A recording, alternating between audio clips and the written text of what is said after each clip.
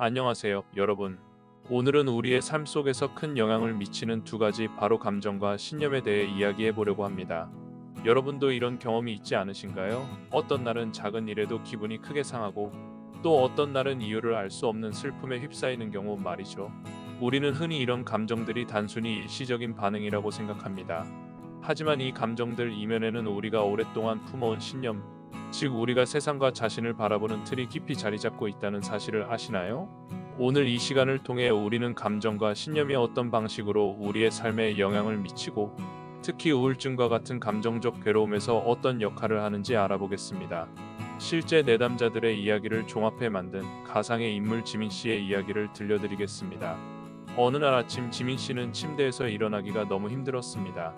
어제와 같은 하루가 또 시작될 거라는 생각만으로도 숨이 막힐 것 같았죠. 매일 반복되는 무기력과 슬픔 속에서 그는 왜 이런 감정을 느끼는지조차 알 수 없었습니다. 아마도 직장에서의 스트레스 때문일 거야 라고 생각했지만 그가 겪는 슬픔은 단순히 스트레스만으로 설명되지 않았습니다. 지민 씨는 상담을 받기로 결심했고 그 과정에서 어릴 적 기억 속의 자신과 마주하게 되었습니다. 그는 어린 시절 부모님께서 바쁘셔서 자신에게 충분한 애정을 보여주지 못했던 경험을 떠올렸습니다. 그리고 그때부터 자신이 사랑받을 자격이 없다고 믿기 시작했다는 것을 알게 되었죠.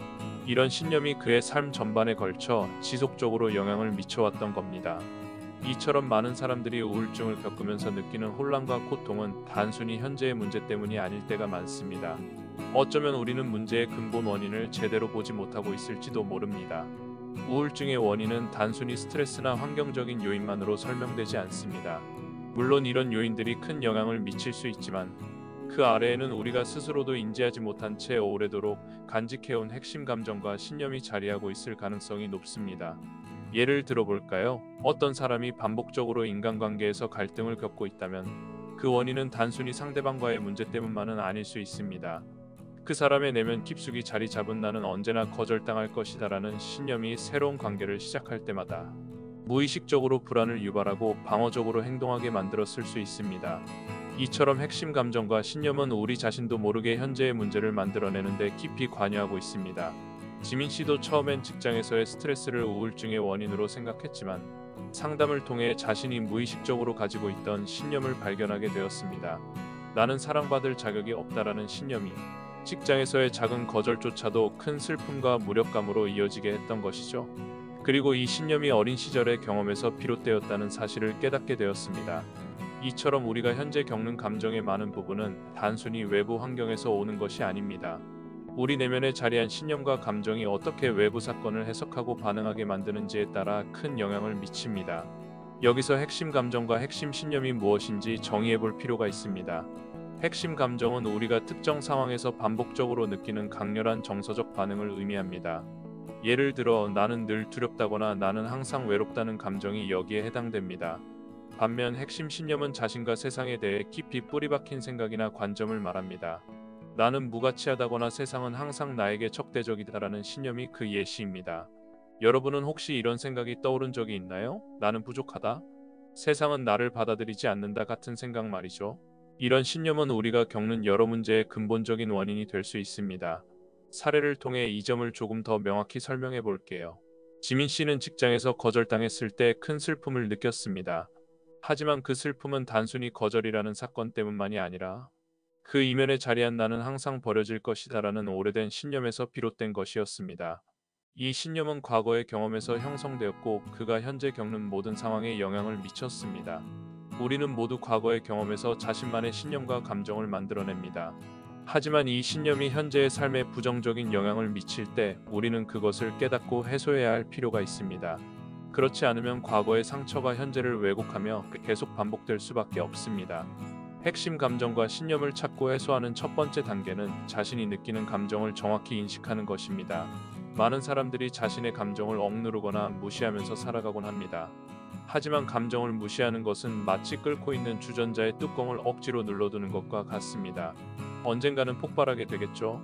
따라서 감정을 있는 그대로 받아들이고 그것이 무엇을 말하려고 하는지 귀 기울이는 것이 중요합니다. 두 번째 단계는 이러한 감정이 어디서 왔는지를 탐구하는 것입니다. 이것이 바로 상담이나 최면과 같은 도구가 효과적으로 사용될 수 있는 부분입니다. 예를 들어 최면 상담을 통해 우리는 과거의 특정 기억으로 돌아가 그 기억이 현재의 감정과 신념에 어떤 영향을 미치고 있는지를 탐구할 수 있습니다. 때로는 어린 시절에 사소해 보이는 사건이 우리 삶에 큰 영향을 미친 핵심 신념의 뿌리일 수 있습니다. 세 번째 단계는 부정적인 신념과 감정을 해소하고 새로운 긍정적인 신념으로 대체하는 과정입니다. 이 단계에서는 최면이나 EFT 감정 자유 기법과 같은 기법이 유용할 수 있습니다. 최면은 몰입된 이완 상태로서 마음속 깊은 곳, 즉 무의식에 있는 기억, 감정, 생각이 더 잘 떠오르도록 도와줍니다. EFT 감정 자유 기법은 우리의 신체적 에너지 시스템을 조정하여 부정적인 감정과 신념을 해소하고 새로운 긍정적인 상태를 만들어주는 강력한 도구입니다. 예를 들어 자신이 나는 사랑받을 자격이 없다는 신념을 가지고 있다면 그 신념을 대체할 수 있는 긍정적인 신념, 즉 나는 있는 그대로 사랑받을 가치가 있다는 신념을 만드는 것이 목표입니다. 이 과정에서 내면의 상처를 치유하고 과거의 부정적인 경험에 새로운 의미를 부여함으로써 우리는 우리의 내면을 점차 변화시킬 수 있습니다. 이 과정을 통해 지민 씨는 큰 변화를 경험했습니다. 그는 더 이상 작은 실패나 거절에 크게 흔들리지 않게 되었고 자신을 더 사랑하고 존중하게 되었습니다. 그의 삶은 이전보다 훨씬 더 밝아지고 안정감을 찾게 되었죠. 여러분도 이런 변화를 경험할 수 있습니다.